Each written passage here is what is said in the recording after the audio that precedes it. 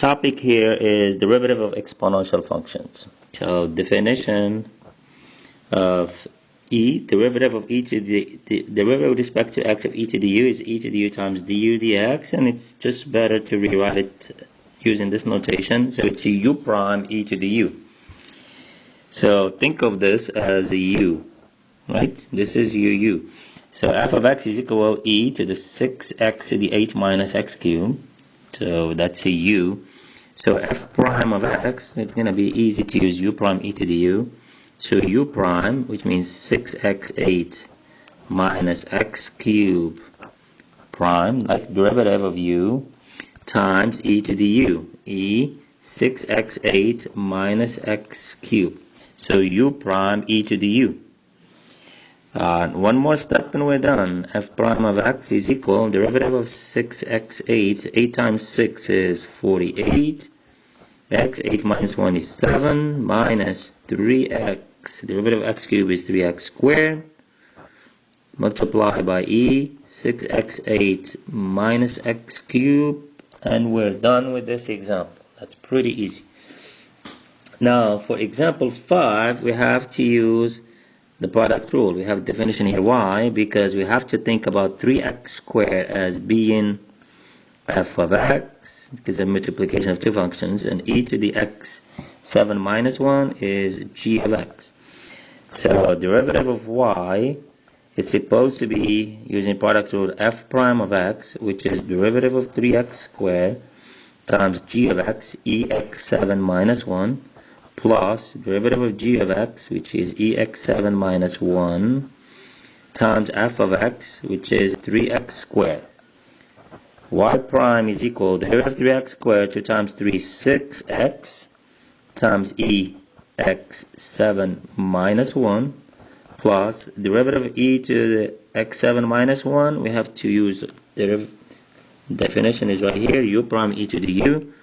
So derivative u is x to the 7. This is u x7 minus 1. So derivative of x7 minus 1 times e x7 minus 1, and don't forget the 3x squared, right? Don't forget the 3x squared.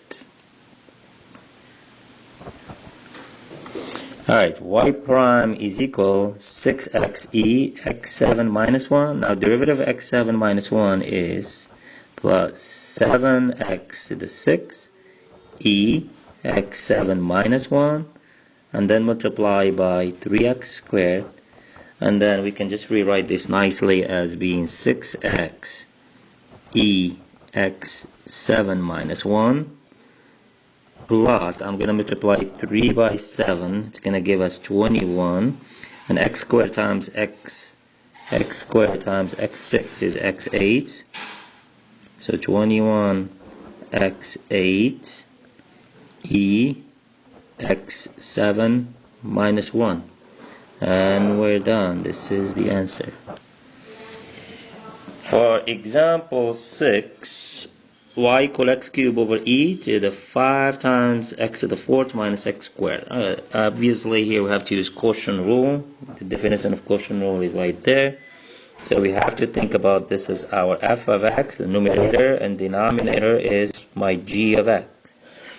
So derivative of y is equal f prime of x, which is derivative of x cubed, times g of x, which is e 5x4 minus x squared, minus derivative of g of x, which is e 5x4 minus x squared, times f of x, which is x cubed, everything divided by g of x squared, which is e 5x4 minus x squared squared.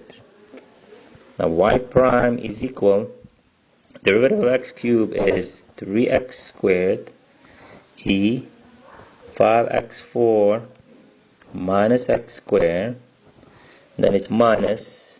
Now we have to use definition one more time of derivative of e to the u. It's right here again. So u prime e to the u.